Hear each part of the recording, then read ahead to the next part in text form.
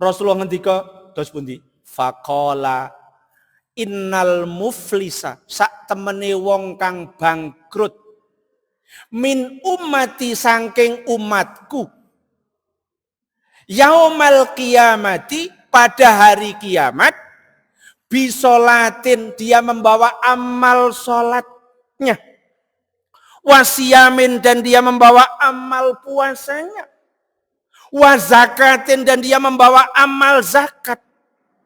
Tetapi di samping itu, ini lanjutannya, qad satama hadza wa qadzafa hadza wa akala mala hadza wa safaka dama hadza wa daraba hadza. Tetapi di samping membawa amalan sholat, puasa, zakat, dia apa? Satama itu apa? Mencaci maki si A, si B, mencela, menghina. Kan menyakiti orang. Wa qadzafa dan memfitnah. Memfitnah orang. Bismillahirrahmanirrahim. Assalamualaikum warahmatullahi wabarakatuh.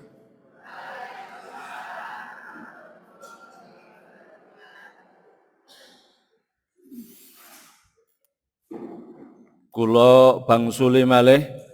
Assalamualaikum warahmatullahi wabarakatuh.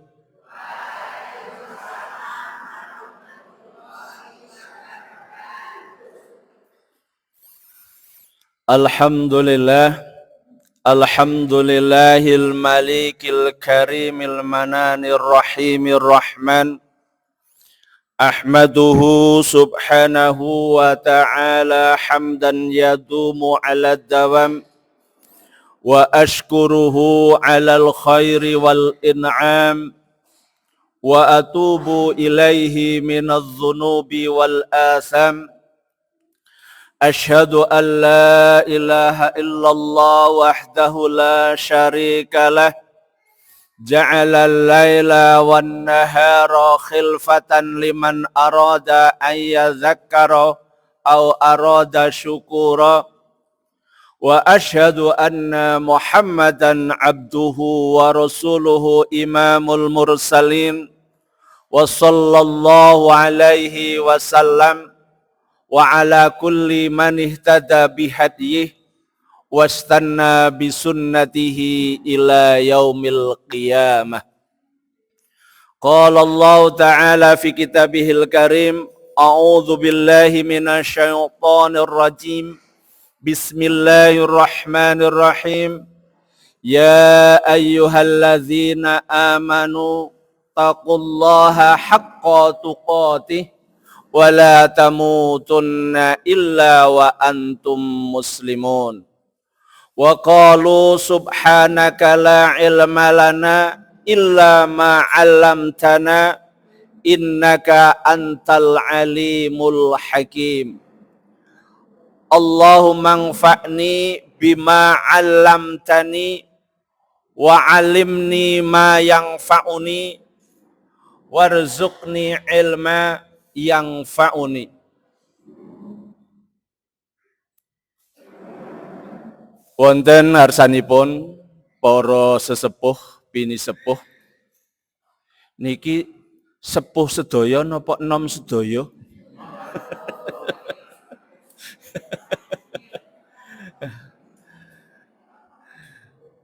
Kadose niku teng mriki kula sing paling sepuh. Sebab menurut WHO pemuda itu sampai usia 80.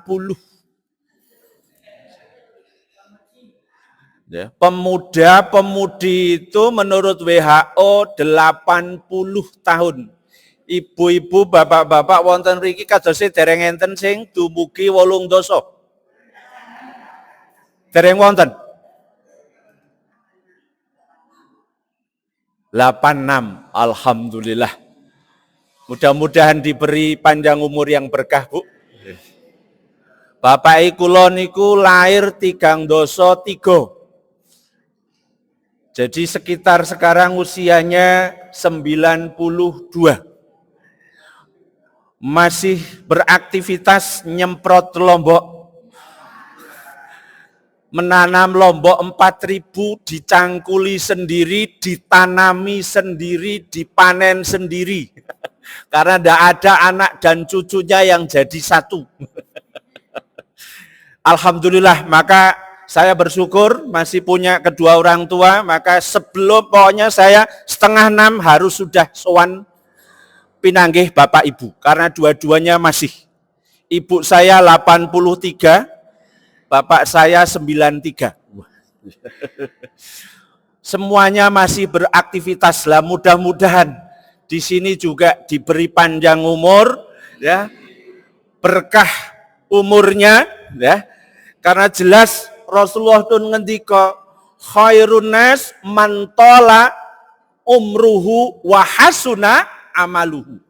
Saapi-apike wong, ngendikanipun Rasul menika senes kula. Nek kula ngapusi, ini nek Rasul niku dijamin kebenarannya. Ya, sapa wonge kang dawa umure. Nah, insyaallah teng mriki pun panjang-panjang. Ning niki syarat yang kedua ini kan itu.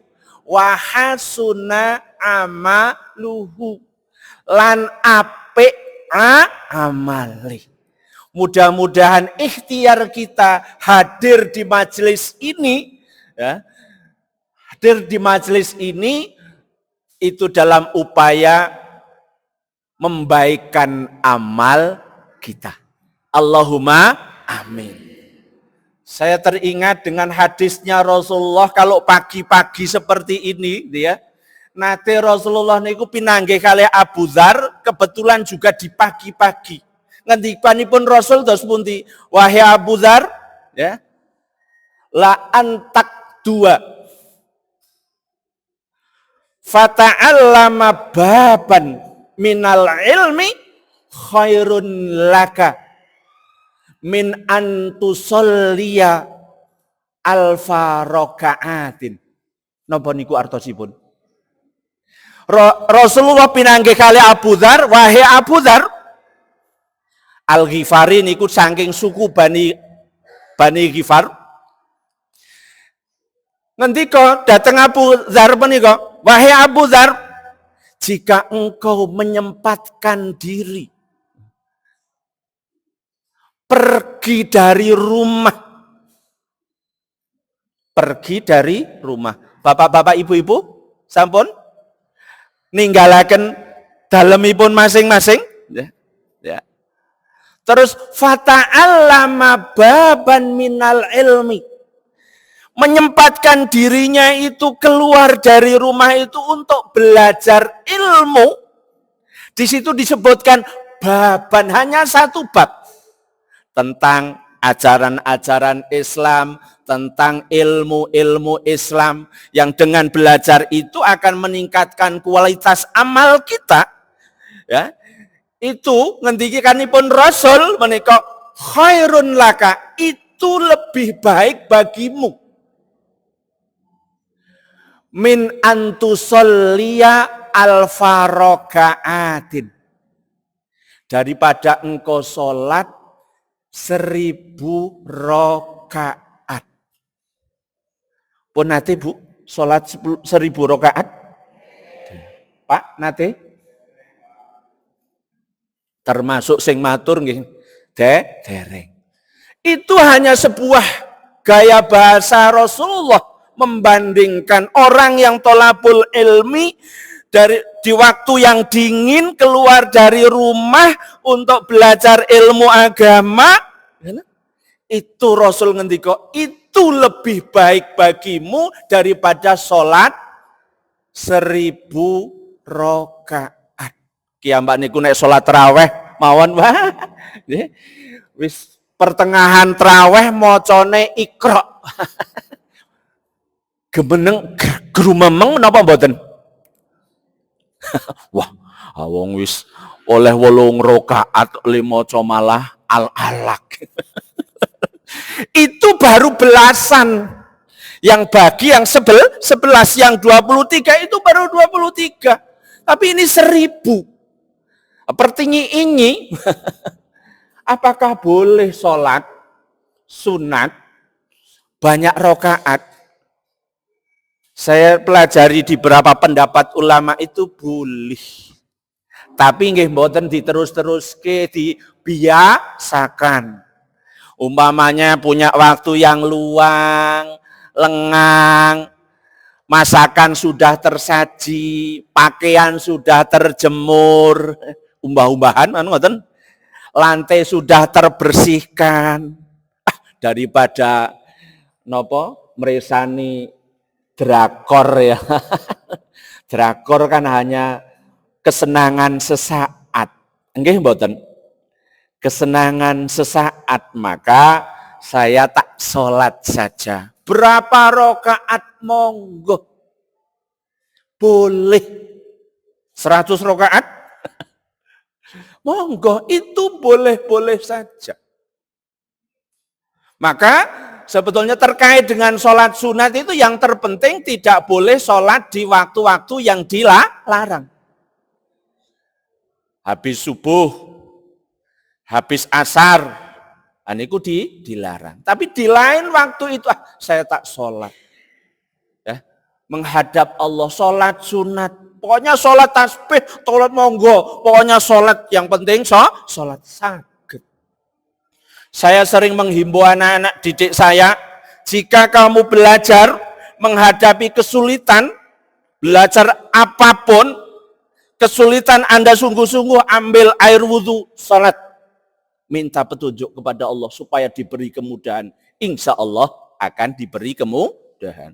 Dan itu para ulama begitu. Ketika mempelajari ilmu mengalami kesulitan, itu memang terus wudhu, minta petunjuk.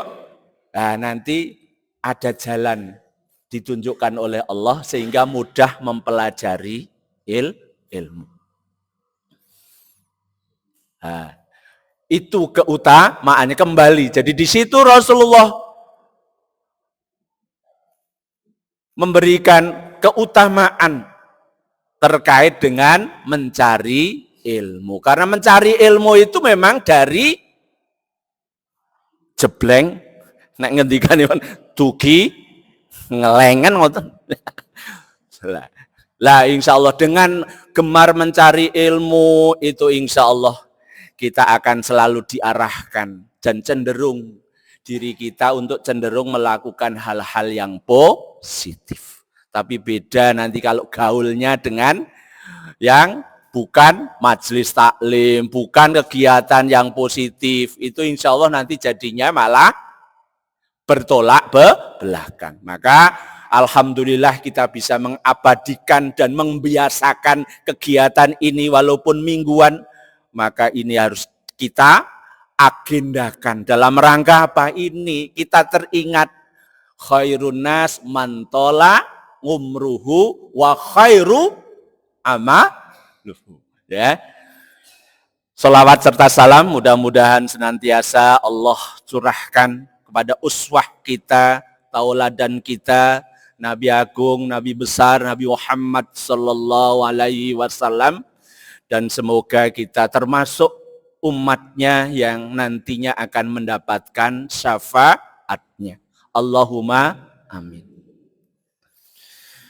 Kula ken matur napa niki gandeng niki pun rebu, tiap rebu niku mesti kathah materi ingkang sampun katampi ingkang sampun kita pelajari. Sing dereng kinten-kinten napa, Bu?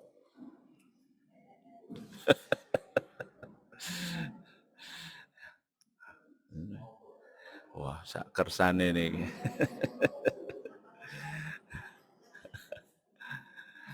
Tapi yang jelas kita mengawali termasuk juga saya menasihati diri saya, mengawali amal sesuatu yang baik itu harus meluruskan niat, harus ikhlas. Maka kaitanipun niat menika karena ini menjadi apa? Ruhnya amal ya. Amalnya sudah baik tapi tidak ikhlas. Niatnya salah, maka akhirnya walaupun baik itu tidak bernilai di hadapan Allah. Maka ngendikanipun ulama, ruba amalin saghirin tu'azzimuhun niyah wa rubba amalin kabirin tusaghiruhu niyah. Napa niku, Bu? Banyak amal-amal yang kecil yang dilakukan oleh seseorang, tapi tu'azzimuhu niyah, tetapi amalan itu menjadi besar. Karena apa? Niatnya benar. Tapi sebaliknya, rubba amalin kabirin, banyak amal yang besar, ya, tusaghiruhun niyah, tapi amalan besar itu menjadi kecil di hadapan Allah, bahkan tidak bernilai. Karena apa? Salah niat. Amalan sing gede napa to, Bu? Kados wulan sak menika niku. Nggih mboten? Tindak haji niku le usaha nabung tenanan, le antri tenanan. Ketika dapat panggilan itu juga le menyiapkan tenanan. Nek teng Banjarnegara itu 2 bulan sebelumnya sudah buka tratak, ya Allah. Saya pernah ke sana itu, ya Allah, masih 2 bulan wis nampa tamu. Pripun niku? Tamune banyu mili 2 bulan. Lah kelepeh-lepeh kok niku. Begitu menjelang hari H berangkat wis sayah, wis loyo. Jane niku nek budaya ngoten niku perlu di gitu. Perlu dianu kan nonton dirubah. Lah niku tapi itu sudah turun temurun jadi susah. Nah, maka itu kalau salah niat kembali ini haji itu. Ini kan amalan besar, salah niat itu nanti akan menjadi amalan yang kecil.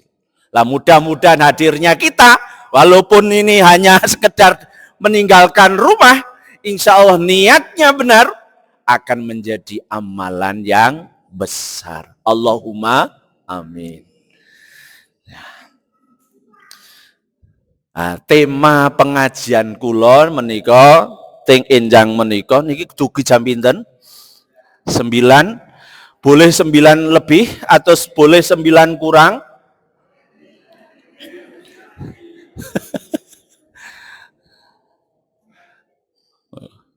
Nek 9 kurang nggih boleh. Nggih. Kula tak sithik mawon. Niku niati kula nggih ngandani kula. Sebab sing caket kalih niki senes panjenengan. Jenengan niku tebih.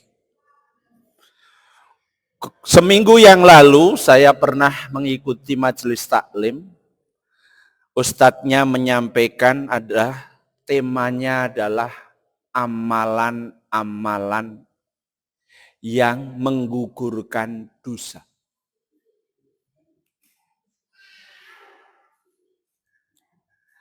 Meningkatkan derajat tetapi menggugurkan dosa. Artinya menghapus dosa. Napa kula ceken sami? Berarti tema-tema mriko kula bawa beto mriki.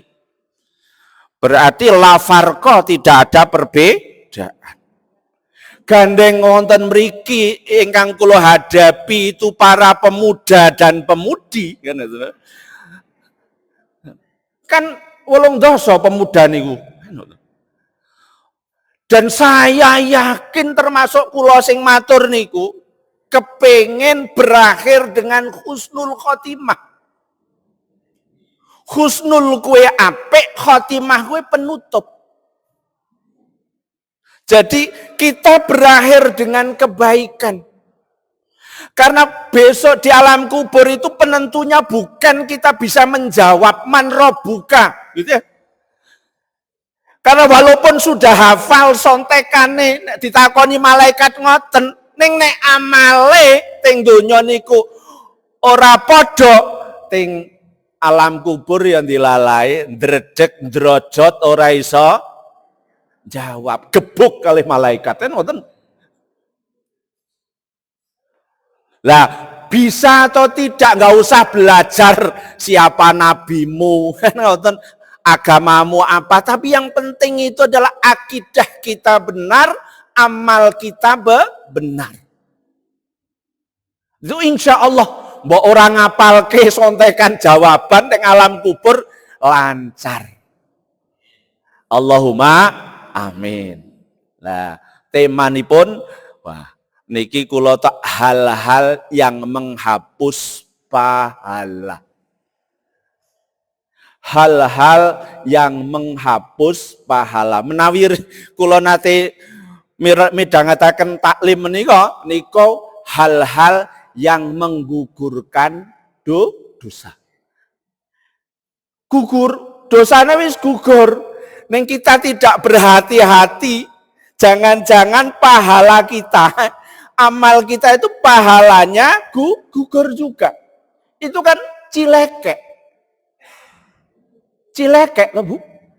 Kok buan ini pemudi ya? Celaka. Sudah kita merasa beramal banyak, beramal baik, ternyata oleh Allah tidak dianggap amalnya itu. Pahalanya kosong. Mula kula lajeng mboten bahas kurban, biasanya pun kurban sampun to. Haji sampun to, wong tiap tahun kok. Lah, hal-hal yang menghapus pahala itu apa saja? Supaya kita, yang namanya ibadah itu sebetulnya diterima atau tidak diterima itu sebetulnya kita sudah bisa merasakan sendiri. Nggih mboten. Nanti kula matur Ramadan niku N-ipun niku nikmat. N-nya nikmat. Ketika sudah puasanya Ramadan itu nikmat, nah itu tandanya diterima oleh Allah. Lah, tapi kalau kita ya satunya nikmat itu, tetapi ini hal-hal yang menghapus dosa saya kaitkan dengan beberapa hadisnya Rasulullah. Yang pertama, hal-hal yang menghapus pahala itu saya kutip di sini ada 6 hal. Ngapunten mangke dumugi wekdalipun mangke rampung napa mboten? Cara mboten rampung ya mangke dianggep rampung. Ngoten mawon to.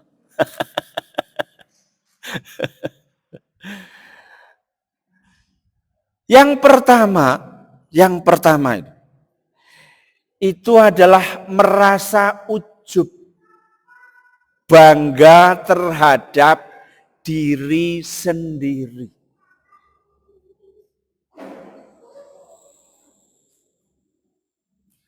Allah itu memang menciptakan manusia yang satu dengan yang lain itu berbeda potensinya.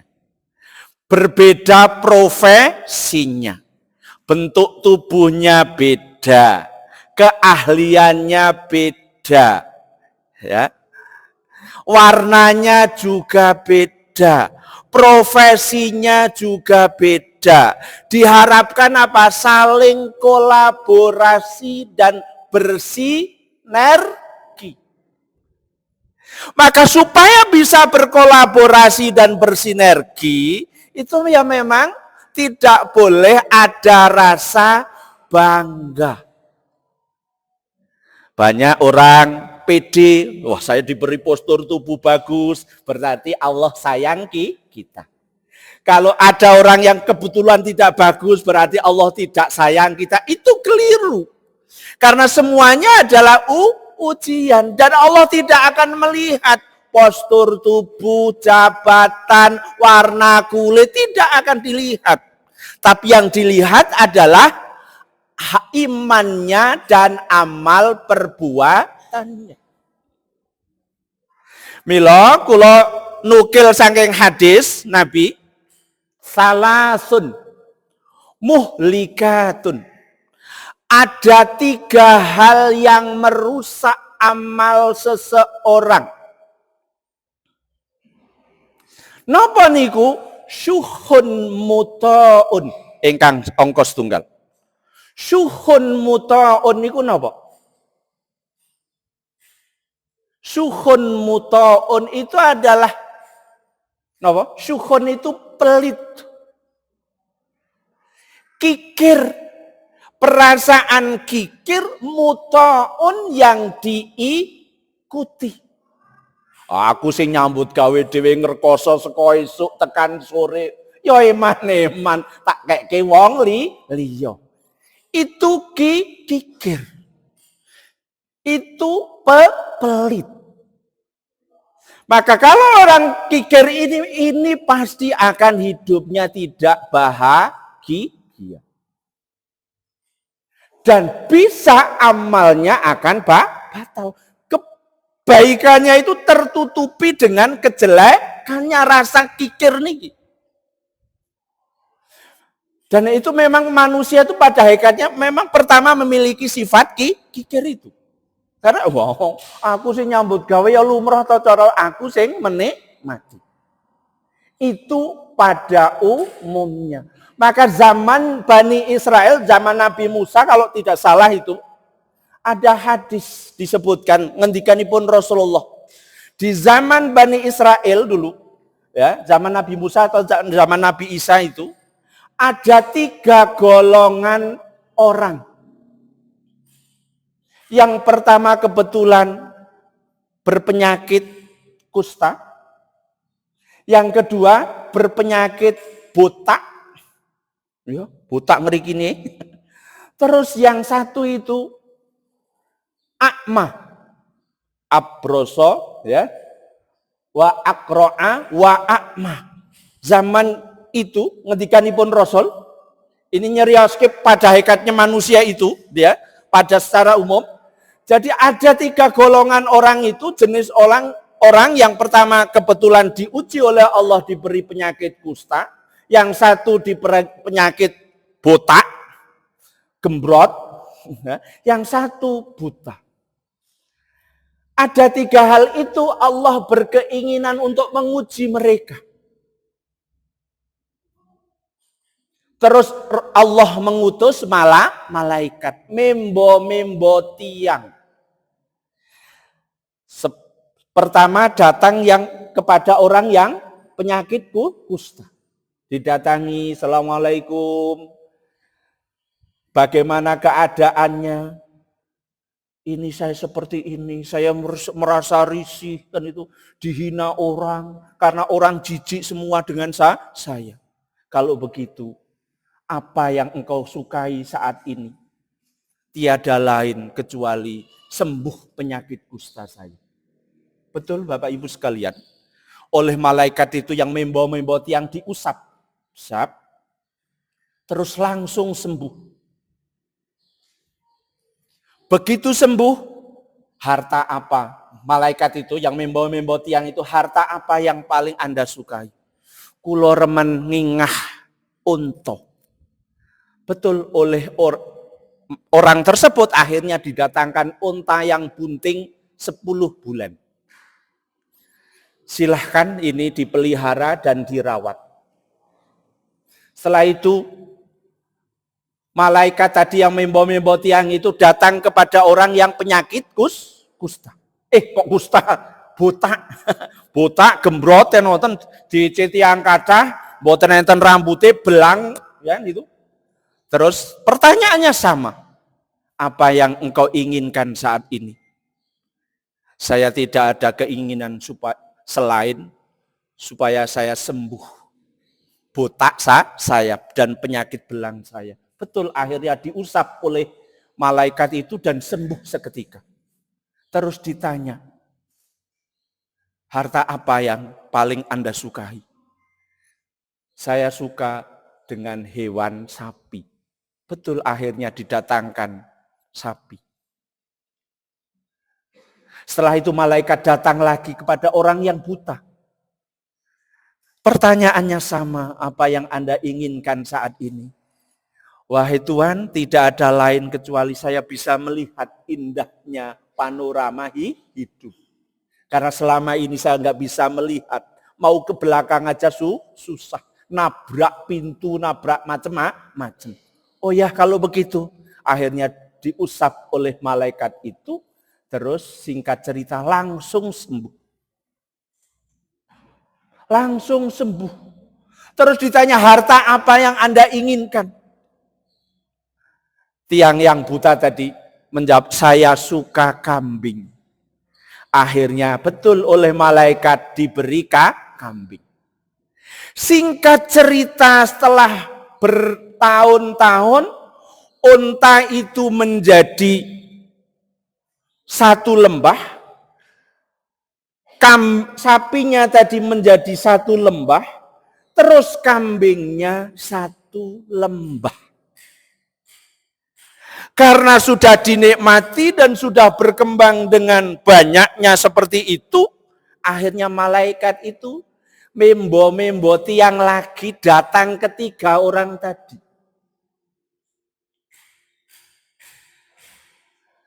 Pura-pura matur kalau saya ini dalam perjalanan jauh, kendaraan yang saya tumpangi sudah pergi meninggalkan saya. Perbekalan saya sudah habis, oleh karena itu tidak ada yang bisa menolong saya kecuali Allah dan engkau. Maka izinkan saya minta untanya. Bagaimana Bapak Ibu? Orang tadi bagaimana? Jawabannya bagaimana?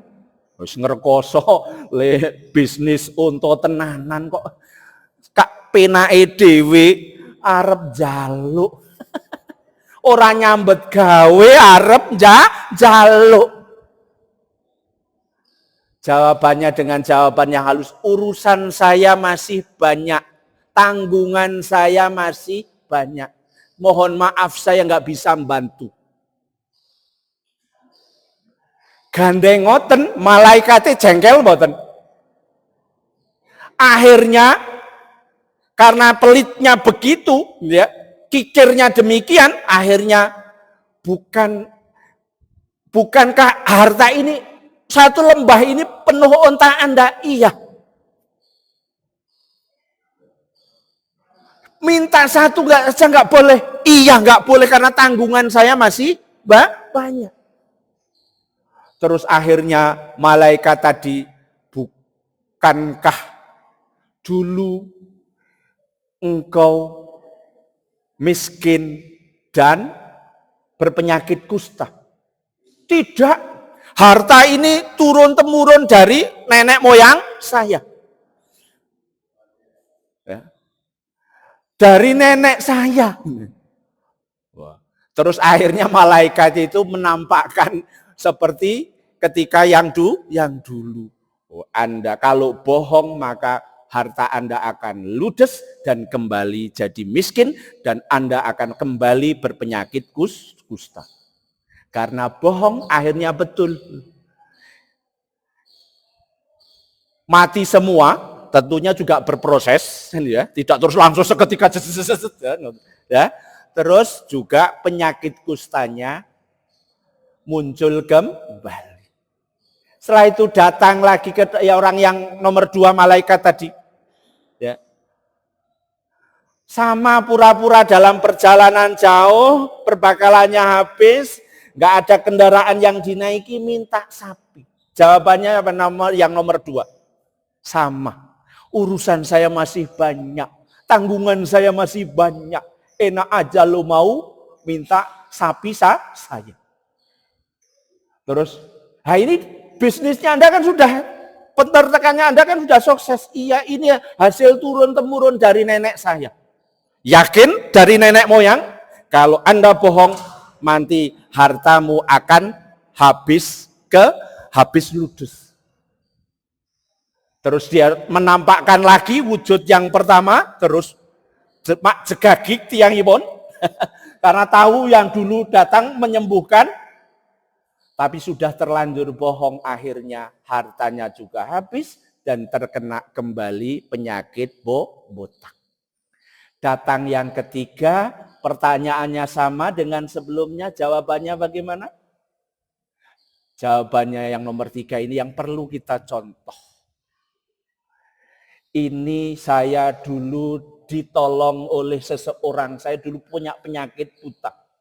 Terus dimodali satu kambing yang sedang bunting, terus beranak pinak sehingga menjadi satu lembah. Jika engkau akan membutuhkan, silahkan. Ambil berapapun silahkan. Ikhlas. Terus jawabannya malaikat tadi gimana? Tidak, saya hanya menguji iman Anda.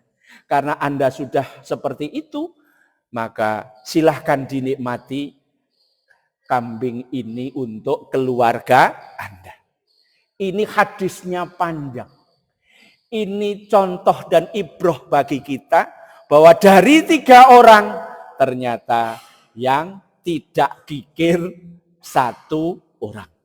Dan mudah-mudahan kita semuanya tidak termasuk orang yang kikir. Karena apa? Kikir itu nanti akan membinasakan kita. Baik di dunia maupun di akhirat.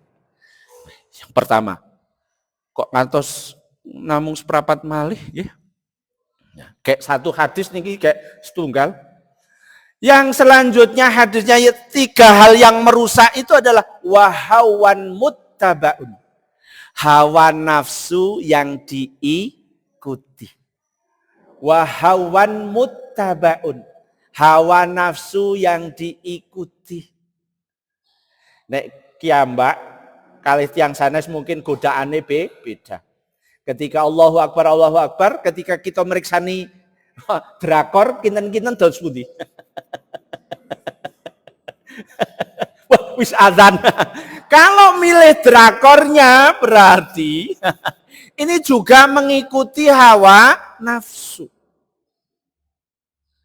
Mila ulama ngendikake hawa nafsu itu ibarat bayi. Bayi nika nek mboten disapih ya arep minum ASI terus, nggih mboten? Itu ibaratnya. Tapi begitu disapih ya sudah, nggak apa-apa. Bahkan mau kembali nggak mau. Itulah para ulama mengibaratkan nafsu itu seperti itu.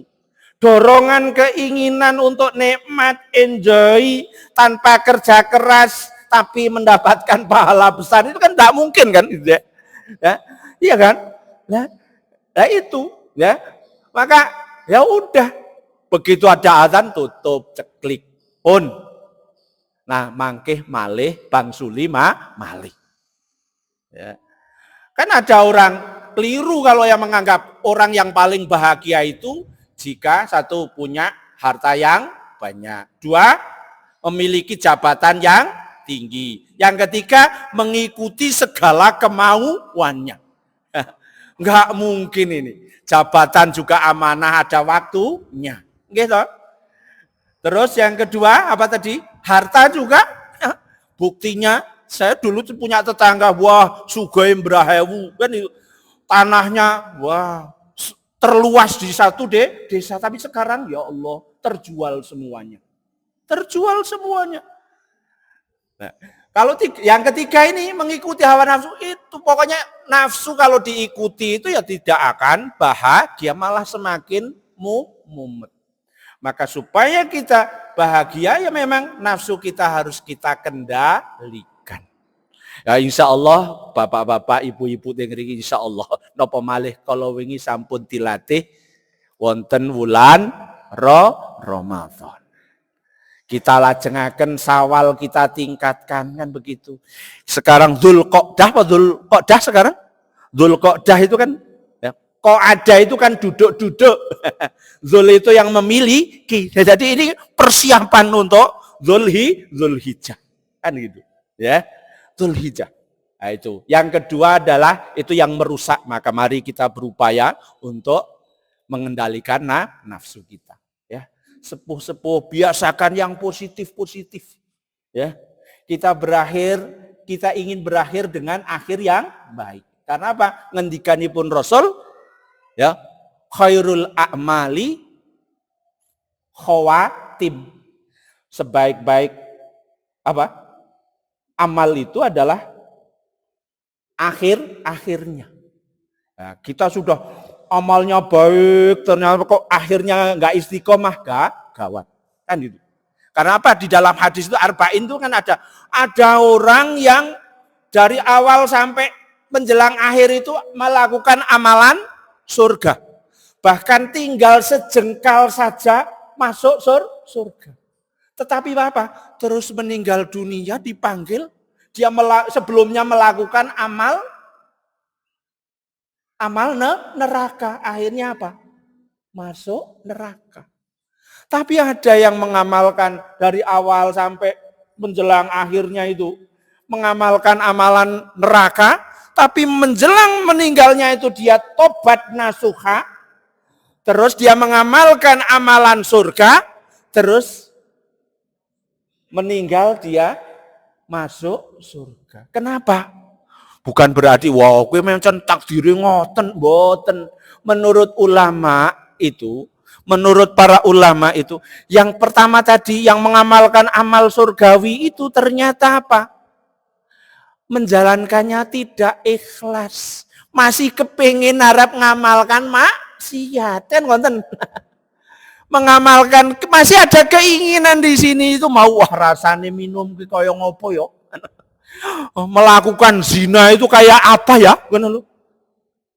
Nah, ketika tergoda begitu kok terus melakukan maksiat, dipanggil ketika melaksanakan maksiat, akhirnya apa? Ya masuk neraka. Walaupun ini sudah baik.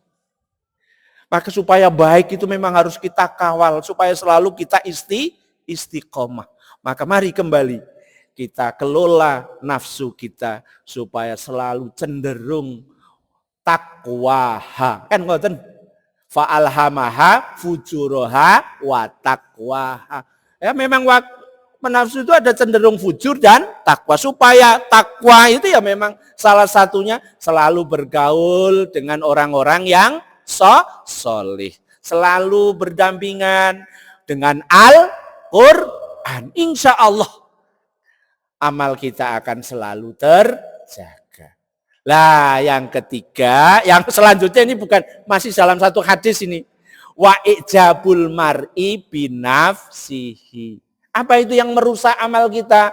Yaitu ujub, sombong, somse. Kembali tadi, Allah itu menciptakan memang antar negara aja beda.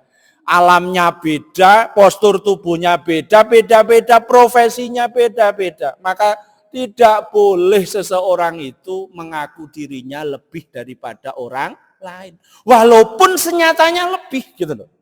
Walaupun senyatanya lebih. Dan itu dicontohkan oleh Rasulullah. Rasulullah itu tidak pernah sombong. Dengan istrinya kasih sayang, bahkan diriwayatkan kan jahit bajunya sendiri, menjahit sandalnya sendiri, membantu istrinya, ya Allah, bersih-bersih rumah, itu Rasul.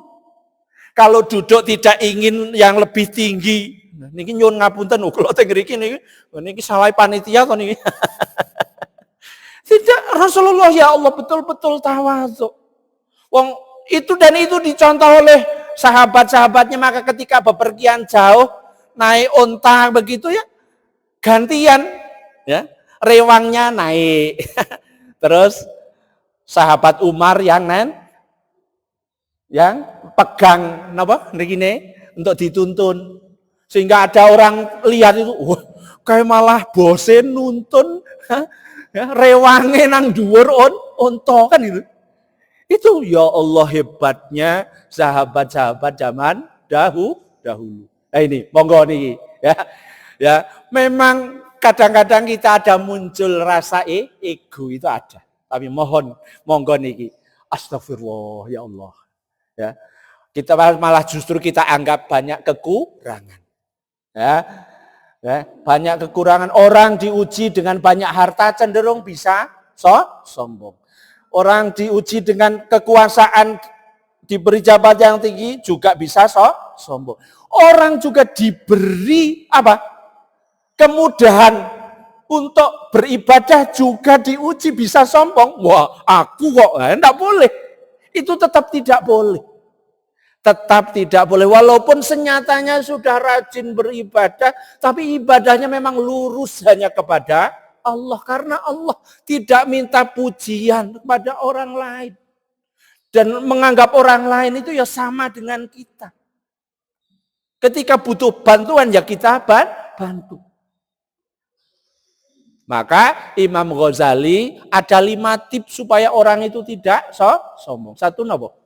Jika bertemu dengan orang yang lebih sepuh, anggap dia lebih baik daripada kita karena amal solehnya lebih banyak daripada kita. Niku tipnya supaya tidak somse niku. Nanti kula aturken apa dereng niku? Yang kedua tipnya menurut Imam Ghazali, jika bertemu dengan orang yang lebih muda dari kita, anggap yang lebih muda itu lebih baik dari kita karena maksiatnya dia lebih sedikit daripada maksiatnya kita. Kan gitu. Ini kalau bertemu dengan yang lebih muda. Kalau bertemu dengan orang yang berilmu, maka anggap orang yang di hadapan kita itu lebih baik daripada kita karena ilmunya itu memang tidak nampak, ya kan? Tidak nampak. Karena tidak nampak itu kita anggap dia memiliki ilmu-ilmu yang lebih daripada kita. Terus jika bertemu dengan orang yang bodoh, kita anggap apa, Bu? Ya, kalau orang bodoh melakukan kesalahan karena kebodohannya, itu insya Allah diampuni oleh Allah. Tapi kalau kita melakukan kesalahan, kita sudah tahu, maka di hadapan Allah hukumannya lebih berat. Maka lebih baik begitu. Terus yang terakhir, jika bertemu dengan orang kafir termasuk yang non-muslim, ya, kita anggap akhir seseorang itu kita tidak tahu. Akhir dari perjalanan seseorang itu tidak tahu. Bisa jadi, karena memang ada yang mubalek akhirnya jadi, Bu, teng Indonesia ini kan enten mubalek ya apal Quran. Hadis niku apal, mustalahul hadis nggih ngertos. Ilmu ma'ani badik niku nggih ngertos. Ning akhirnya napa? Dados pendeta. Dados pendeta. Ya Allah, ada itu. Maka kita, ya Allah, kita berlindung supaya tidak seperti itu. Tapi ketika kita menjumpai orang, ya itu kafir. Ini orang akhir dari perjalanan seseorang kita tidak tahu. Bisa juga dia taubat, maka kalau dia taubat, nasuha betul, maka dia bisa jadi husnul khotimah. Kantun gangsal menit. Niki yang pertama hadis yang diriwayatkan oleh Imam Turmudzi, ya, dan dinyatakan hasan. Nah, kita berlindung dari pelit untuk mengikuti hawa nafsu dan tidak ego, tidak sombong. Allahumma amin. Selanjutnya niki, yang mengurangi pahala kita itu adalah menzolimi dan menyakiti kaum muslimin. Beda golongan ormas nyakiti, gawat niku. Ampun, ormas itu sebagai alat, ya, alat untuk dakwah. Enggak boleh tetepan menganggap dirinya lebih baik, kan ngoten. Hadisipun menika saya nukilkan. Nanti Rasulullah ngendika, atadruna minal muflis. Atadruna minal muflis. Kepada para sahabat ketika Rasulullah berduduk-duduk dengan para sahabat. Rasulullah ngendika, apakah kamu tahu, wahai para sahabat, orang-orang yang bangkrut di antara kita? Para sahabat langsung qalu, mereka matur. Mereka berkata, al-muflisu, orang yang bangkrut itu, Fina di antara kami mala dirhamalahu, orang yang tidak memiliki harta. Wala mata, dan tidak memiliki apa? Harta, ya mata itu ya kenikmatan. Tidak memiliki harta sedikit pun. Itu dikatakan bangkrut ngendikanipun para maturipun para sahabat.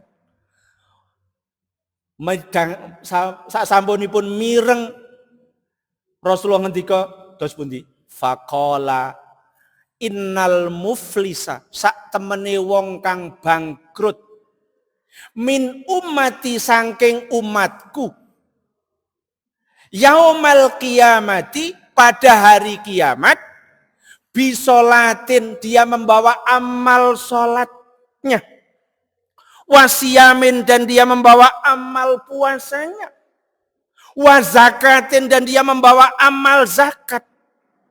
Tetapi di samping itu, ini lanjutannya, qad satama hadza wa qadzafa hadza wa akala mala hadza wa safaka dama hadza wa daraba hadza. Tetapi di samping membawa amalan sholat, puasa, zakat, dia apa? Satama itu apa? Mencaci maki si A, si B, mencela, menghina, kan menyakiti orang. Ya. Wa qadzafa, dan memfitnah. Memfitnah orang. Maka ini dunia medsos ini jadi perhatian kita, nggak usah ikut riuh piuhnya di medsos. Yang negatif dah delete nggak usah diikuti, yang positif saja. Termasuk saya juga dengan ijazah palsu, saya nggak mau masuk ke situ. Wallahu a'lam saja, daripada nanti saya dapat dosa, kan begitu. Ya. Walaupun nanti kalau walaupun ya, nanti pakai macam-macam dianalisa, waduh, ya, monggo itu. Kalau saya cenderung tidak, ya, lebih aman, tidak usah ikut larut ke sana, ya, tidak ikut larut ke sana. Wa akala mahala, dan dia dulu ketika dunia korupsi, makan harta orang lain. Ngeri niki di Indonesia niki. Ya cok umroh ping pira wisane kok ya ketangkap korupsi niki lho, waduh niki. Lah niki walaupun sholat, walaupun puasa, walaupun zakat, ini dikatakan oleh Rasulullah besok bangkrut. Kalau bangkrut kira-kira bagaimana? Ya amal kebaikannya habis. Pun genep jam 09.00. Lah niki, ya. Wasafaka dama hadza, lanjutannya menumpahkan darah. Ngantemi wong, memukuli, kalau kita jelasin. Terus wadoroba hadza, termasuk ini kan itu, mengalirkan darah orang lain, memukuli orang lain. Nah, maka sedianya memang sholat kita, puasa kita, zakat kita itu harus berdampak pada tauhid sosial. Tauhid sosial.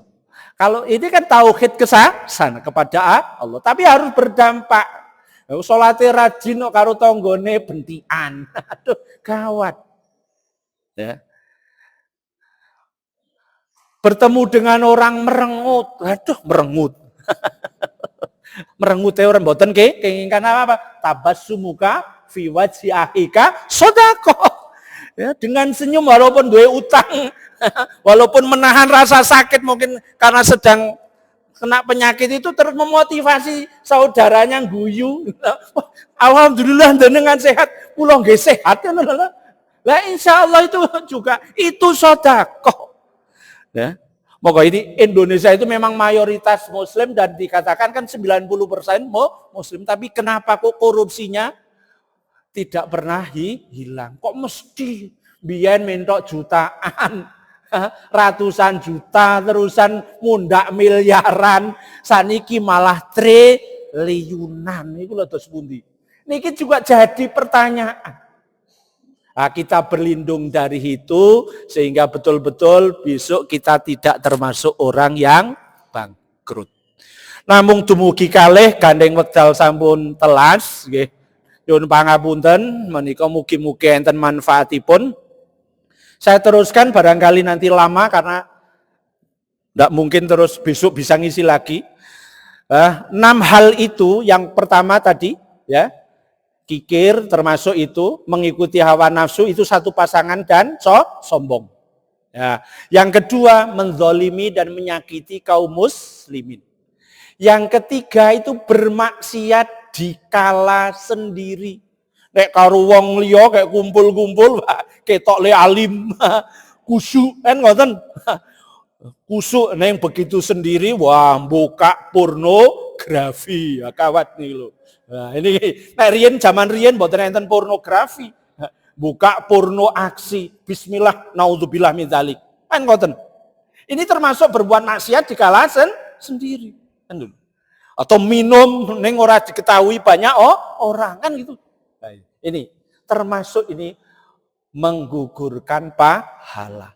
Nah, yang keempat menyebut-nyebut sedekah sampai menyakiti orang yang diberi sedekah. La tubtilu shadaqatikum bil mani wal adza. Kan itu. Ya, itu jelas dalam Al-Qur'an. Terus yang kelima, meremehkan seorang muslim yang berdosa. Ini enggak boleh kita meremehkan. Pasti neraka kae. Mboten kenging. Karena akhir dari seseorang itu tidak ada yang tahu. Tetap enggak boleh meremehkan. Tetap kita berlindung kepada Allah supaya tidak ikut-ikut berbuat maksiat. Lah yang terakhir ini yang keenam yang termasuk menggugurkan pahala adalah menyekutukan Allah. Mekaten lan semanten ingkang saged kula aturaken, mudah-mudahan amal kita tidak pernah gugur sehingga tetap bernilai ibadah, sehingga ketika kita semuanya sowan ngadep wonten ngarsipun Allah menika pahalanya tetap sehingga mudah-mudahan kita semua dimasukkan fi jannatin naim. Allahumma amin. Mekaten lan sematen ingkang saged kula aturaken, sumangga kita berdoa bersama. Bismillahirrahmanirrahim. Alhamdulillahirabbil alamin. Hamdan naimin, hamdan syakirin. Hamdan yuafi ni'amahu wa yukafi'u mazidah. Ya Rabbana lakal hamdu kama yanbaghi li jalali wajhikal karimi wa azimi sultanik. Allahumma salli wa sallim wa barik ala sayyidina Muhammad wa ala alihi wa ashabihi wa tabi'ina ajma'in. Birahmatika ya arhamar rahimin. Allahumma a'inna ala zikrika wa syukrika wa husni ibadatik. Allahumma aslih lana dinana alladhi huwa ismatu amrina. Wa aslih lana dunyana allati fiha ma'ashuna wa aslih lana akhiratana allati ilaiha ma'aduna waj'alil hayata ziyadatan lana fi kulli khair waj'alil mauta rahatan lana min kulli syarr.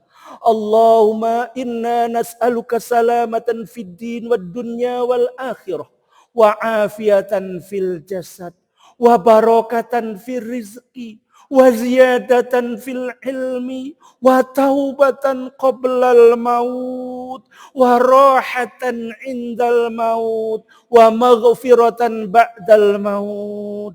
Rabbana hab lana min azwajina wa dzurriyyatina qurrata a'yunin waj'alna lil muttaqina imama. Rabbana atina fid dunya hasanah wa fil akhirati hasanah wa qina adzabannar. Subhana rabbika rabbil izzati amma yasifun wa salamun alal mursalin walhamdulillahi rabbil alamin. Assalamualaikum warahmatullahi wabarakatuh.